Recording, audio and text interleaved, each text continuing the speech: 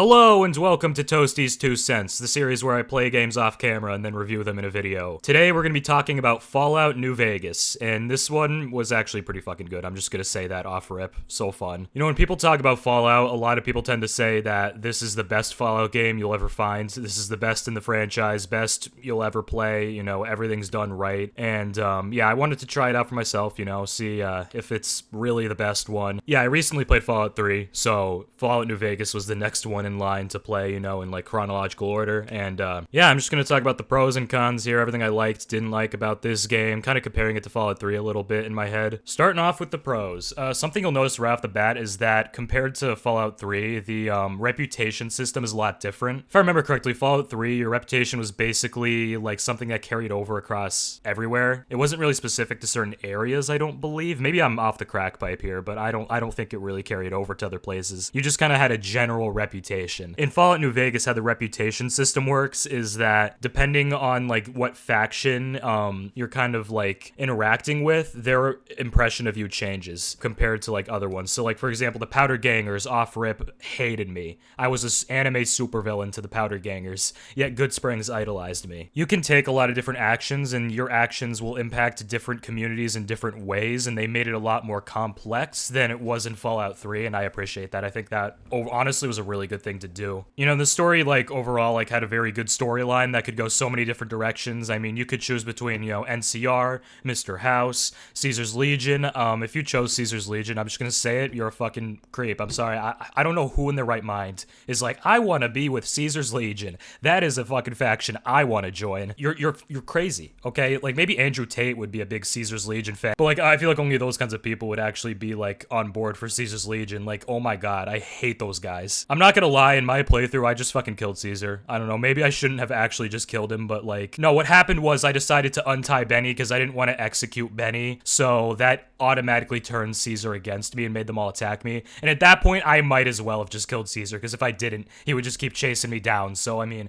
he forced my hand, alright? You know, I didn't shoot him first, okay? Caesar attacked me first, okay? But yeah, I killed him. Yeah, basically there's so many different paths you can take, and they kind of... The general story is pretty similar, but you can take it in a lot of different directions, and the ending will definitely change a lot depending on which path you take. And the game gives you a lot of freedom to kind of decide, like, what you want to do. And I think it would be even interesting to go back and play through it again and pick a different path. For my playthrough, I basically went with the Yes Man ending, just because I wanted to go kind of neutral, take control of the strip for myself. I didn't want to side with NCR or Caesar's Legion or Mr. House, so I decided, you know what, I'm gonna go neutral, you know, take the middle way, do it myself, I guess, you know, just kind of, you know, I don't really agree with any of you 100%, so I'm just gonna do what I want to do. That ended in, you know, obviously me taking over the strip, rather than letting anyone else have control of it. And I'd say I'm pretty happy with that choice, but I think if I were to run it back a second time, I'd probably side with NCR, just to see how that plays out. I'd love to do another run as well, where I side with Mr. House. I would not side with Caesar's Legion. Yeah, I'd say my reputation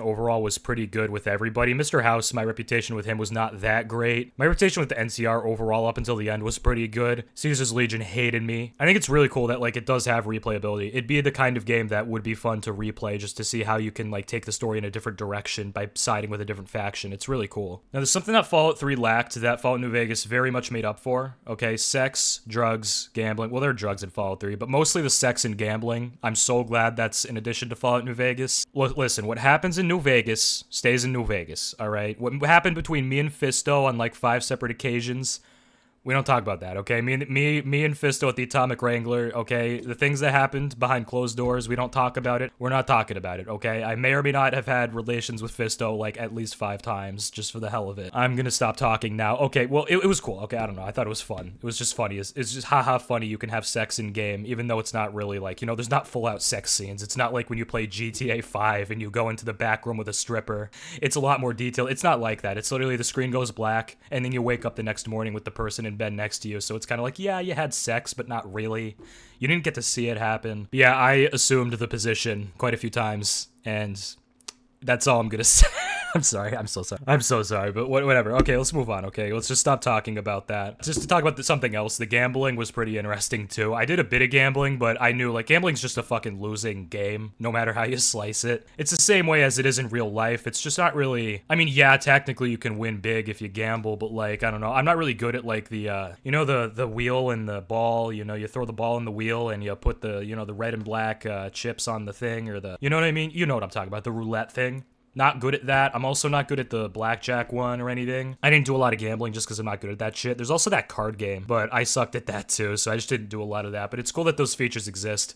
So if you want to gamble, it's New Vegas. Go ahead and gamble. The only gambling I really did was with the chips that I got as part of like certain quests. So compared to Fallout 3, the way that food items healed you was different. Fallout 3, basically like the food item would heal you all at once without any like, time spread out. You'd eat, you drink Nuka-Cola, instantly heals you a certain amount of HP. But in Fallout New Vegas, it's like spread out. It'll heal you like 2 HP every second for the next 5 seconds or something like that. The way to instantly heal is to use like stim packs and super stim packs, but like actual like food and shit, it doesn't heal you like completely all the way. It just kind of does it gradually. I actually like that because it provides kind of like a refreshing challenge to it. I mean, if you need instant health, you have the stim packs, but the food, it's more of like it's a different kind of healing. It makes the game harder, but I think that's a good thing. Another thing they added in New Vegas was having the magazines that can temporarily boost certain stats. Like if your medicine stat was low, you'd read the medicine magazine. I forgot what it's called. Doctor's Times? No, it's something like that.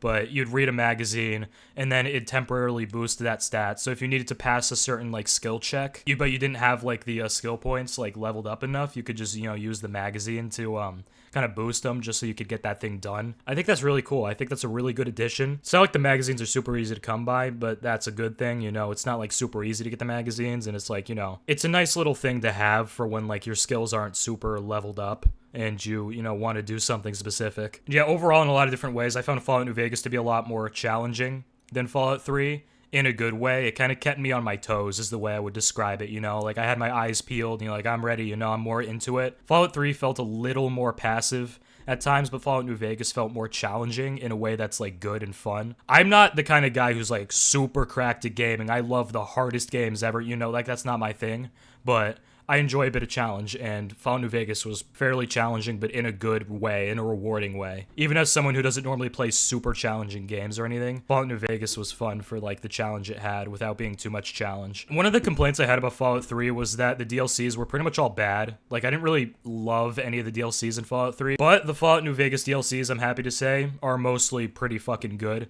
I'd say the best one's probably Sierra Madre. That one's just really good. I like that one. The other one I really liked, I think it's Old World Blues, I think. That's the one I'm thinking of. No, Old World Blues is a different one. Okay, the DLC with the fucking, the robots, where you get lobotomized, they have your brain and your body parts in jars and shit. The monitors, the giant, like, fucking contraptions with, like, the fucking eyeballs on the screens and shit. I'm pretty sure that's Old World Blues. I might sound like such an idiot right now. I'm pretty sure that's the DLC I'm thinking of. That one was fun. That was a good DLC. I'd say all the DLCs were pretty solid. I don't think there were any, like, bad DLCs, In Fallout 3, there were bad DLCs, in my opinion. But Fallout New Vegas, I think they were all solid. Not all of them were legendary, but they were good and fun, and I loved them.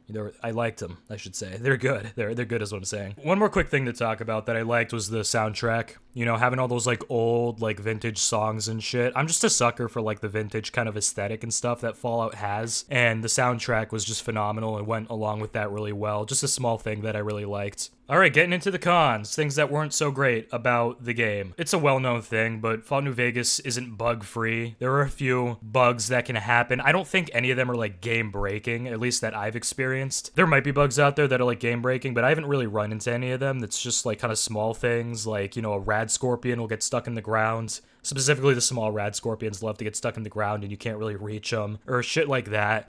Stuff that'll make it like a little annoying, but nothing too crazy. Actually, there was a pretty funny bug that I actually came across. I'm gonna roll the clip right now. It's not really a con, it's just something funny that happened that I thought was cool, but I'm gonna roll that clip right now. Okay, this is a random recording. I might put this in my 2 cents video, I don't know yet, but I found this glitch to get these golden boxing gloves on me at like all times. I don't know if they can come off, but basically what happened was I equipped these gloves to go go into this room to interrogate that prisoner, and by interrogate I mean beat the shit out of him with my golden boxing gloves. But apparently the gloves aren't something you're supposed to be able to bring in there, but I equipped them before getting in there, so like they weren't equipped once I got into that room, but it's showing them as equipped. And even right now after I left the room, you can see they're not equipped. I don't have a weapon equipped, but my phone went off, ignore that. But they're not equipped, but they're showing. And I can even overlap weapons. So if I take like the incinerator, I'm holding the incinerator with boxing gloves, and I think that's just hilarious. Like it doesn't make sense. It doesn't, because, you know, how would you hold an incinerator, that big ass gun, with boxing gloves? It's kind of funny, honestly. Makes me chuckle. Got the sawed-off shotgun, which I'm holding with golden boxing gloves. I can do this all day. Anything I hold is gonna look goofy as fuck. I got the cleaver, or the fucking machete. This is hilarious. And I could take some photos while holding my boxing gloves. I could go on and on. Now, let's see if the glitch actually goes away, or if I'm going to be wearing boxing gloves for the next 2 hours of my playthrough. So yeah, I equipped them again, unequip, and they're gone. Okay. That's a funny glitch, though. I wonder if you can apply that glitch to wear boxing gloves in other situations like that. I don't know, but this is just a random segment I decided to record because I thought it was funny as fuck. Like, I could just wear boxing gloves and have, like, a big-ass gun and the boxing gloves over it. I don't think that the boxing gloves actually still work. When they were glitched to be there, I don't think I could have, like, equipped anything. I think that when they were, like, glitched onto me, I think it didn't actually add any damage or anything. But I could be wrong. I don't know. But that was just a funny glitch I found. Okay, see ya. But yeah, that's just an example of like some of the bugs that'll happen. That one in particular was like a funny bug. I liked that bug, but there are some bugs that are not as fun and kind of annoying. But honestly, it's not that big of a deal because the bugs weren't like game breaking, and I still had a good time even with the bugs, you know, and some of the bugs are actually pretty fun to fuck around with, like the one I just showed you. So, you know, it's fine. In general, I didn't like the companion quests. They felt kind of tedious and a little boring. I feel like with the companions in general, I felt like I was just constantly like obligated to protect them because they're kind of weak, and I feel like I'm so much stronger than the companion. It just becomes like a scenario in which I need to protect them, otherwise they're gonna die, and if they die, I feel bad. So I just never liked bringing companions around or anything. I mean, like the Eddie My Love quest I thought was kind of bad, to be honest. That was very, very tedious, and I did not enjoy it in the slightest. Even using like the fucking Fallout wiki guide and all that shit, it was just not a fun quest, but I did it because, you know, I wanted to do all the side quests I could. I pretty much did every side quest that was available to me on the path I took in the game, because sometimes, you know, you take a certain path, certain side quests get like, you know, obliterated, sent to the Shadow Realm, you can't do them anymore. Yeah, Eddie My Love I did, just because, you know, it was on my Pip-Boy, I had to do it, but I didn't really have a lot of fun with it, to be honest. Not a big fan of the companions or anything, honestly. Just not my thing, I guess. I think that there should be a way in the Pip-Boy to kind of have subcategories, whether it be like a filter or a sort by in a different way or something. I don't know, just something like that. Something to make it easier to like find certain items, especially in the aid category of the Pip-Boy. I had like shit, everything from stim packs to food, stuff that would do different effects, all these different kinds of drugs that do different things, like Buff Out and Hydra and Jet, and like, you know, it was all mixed together, even the magazines and shit. Like, it just got overwhelming having so many aid items that do drastically different things, and it made it really hard to find what I was looking for when I needed to use an aid item. So I think that what they should have done is like maybe have like subcategories or a way to filter by certain items, so that way you kind of like have an easier time finding what you're looking for. Like if I open the Pip-Boy, I need a magazine, I have to scroll through all these fucking Rad Scorpion poison glands, and I gotta scroll through all the fucking Fancy Lads snack cakes, I have to scroll through all the Dandy Boy apples, I gotta scroll through all the Nuka-Cola, I gotta scroll through all the Hydra, the Jet, the Buff Out, the stim packs, the super stim packs. You know, it's a pain in the ass. It's just a massive pain in the ass. I think there should be like filters and shit, or some way to make it easier to find what you're looking for, especially for the aid category. Circling back to the bugs real quick, there were a few bugs that will be like crashes and shit. I experienced some crashing, nothing too crazy, but like there were a couple times where the game crashed and it was very annoying, and there were certain like parts of the map that would crash a lot, so I guess that's a big deal, I guess. But like I guess I don't know, I never had any like super bad experiences. You just got to make sure that you like, you know, constantly save your game frequently and you'll probably be fine. But yeah, that was definitely annoying. There were a lot of NPCs I ran into that it felt like were especially vulnerable to getting killed before you can even talk to them, and they were like NPCs where if they die, the side quest can't be done, and I think that's dumb. I think that like if there's a side quest attached to an NPC they shouldn't be able to die so easily. You know, there were several times where like I felt like I had an obligation to protect an NPC just so I can like do a side quest, and that is dumb. You know, it's basically it's the companion thing again. I feel like I have to protect this NPC just so I can do a certain side quest, because if the NPC dies, I can't do the side quest ever, you know, unless I load an older save file and try again. It's just stupid. I think that like the NPCs that have quests attached to them shouldn't die so easily. What I'm saying is maybe if there's a side quest attached to an NPC, until that quest is completed, you should be the only one capable of killing that NPC, not some random fucking enemy in the wild, you know? Alright, it's about that time of the video where I talk about the super overpowered enemies. It happens every time. There's like 1 or 2 enemies that are just so overpowered for no reason. It happens in so many games. This game has 2. The biggest one for me is the Death Claws. I think those are so fucking overpowered. They do way too much damage, and it makes no sense. In Fallout 3, they were not overpowered. Deathclaws were manageable in Fallout 3. They were not easy, but they were manageable. Fallout New Vegas, Deathclaws are on another fucking level. It's like getting slapped by God himself. Yeah, and God forbid you have like 3 or 4 Deathclaws on you at once, brother, you're cooked. Like, your goose is cooked. Like, you better start getting your affairs in order, saying your prayers, writing your will. You're done. Like, as soon as I see Deathclaws, I'm like, oh, brother, here we go again. Now I have to deal with this shit, you know? It's a pain in the ass. It's just, they're way too overpowered. Also, the Legion Assassins. I mentioned earlier I made huge enemies with Caesar's Legion, and as a result, they would periodically send assassin groups to come try and assassinate me. And yeah, that would happen pretty frequently. It'd be like groups of 4, you know, like basically attacking me. You know, and it's a bunch of fucking Legion assassins, and those guys are very overpowered. I feel like once I got really good guns towards the end from, like, gun runners and all that shit, like from the gun runners arsenal,